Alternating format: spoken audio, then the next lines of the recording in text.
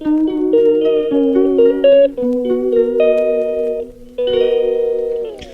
Welcome to my new blog. હું તમને આજે એક વાર્તા સંભળાવું છું. એટલે આ વાર્તા છે કબૂતર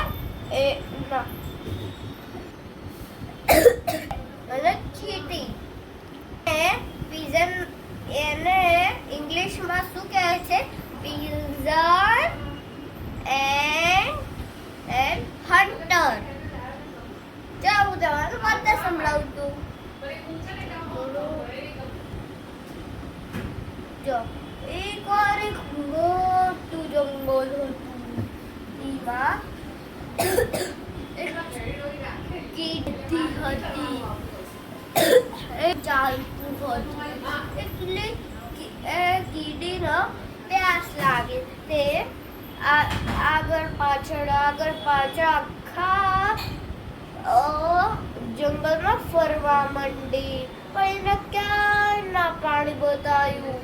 તે એક નદી દેખાઈ. પછી એને સોચ્યું, પણ હું ડાયરેક્ટ જો નદીમાં તો હું ડૂબી જઈશ. એટલે પછી બાજુમાં એક નાનો સો પથ્થર હતો. એટલે એ ધીરે ધીરે રવ પર ચડી ગઈ. પછી જેમ પાણી પીવા જઈ પગ ખિસકાઈ ગયો એટલે ડૂબી ગઈ. અને ઉપર બેઠો કબૂતર એ બધું જોતો હતો. સોરી ગાઈસ, એ કબૂતર ઝાડના ઉપર બેઠીને એ બધું જોતું હતું. એટલે એને લાગ્યું મેં આ કીડીની મદદ કરવી જોઈએ.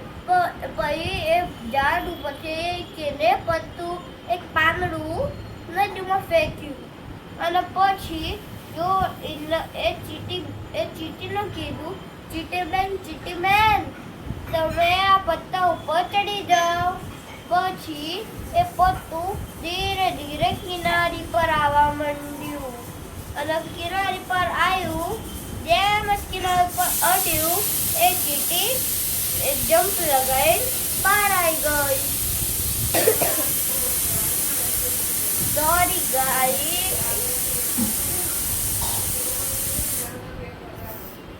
સોરી ગાઈસ, થોડી ભૂલ થઈ ગઈ.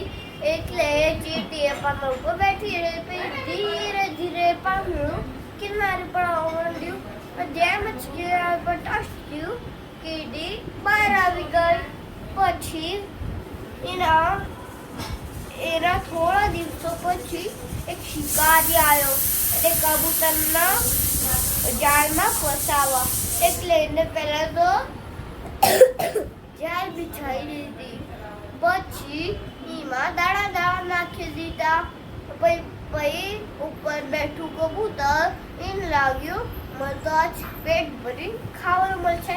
એટલે એ કબૂતર નીચે આવી ગયું. નીચે આવીને જેમ એને એક ગાળું ઉઠાયું જોવાયું એટલે જ વારમાં તો શિકારી આવીને જાળીના ઉપર ડાલી દીધી. લઈ ગયો.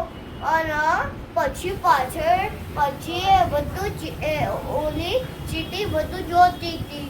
એટલે ચીંટીને ફટાફટ એના પગના પાસ આવીને કાપી લીધું.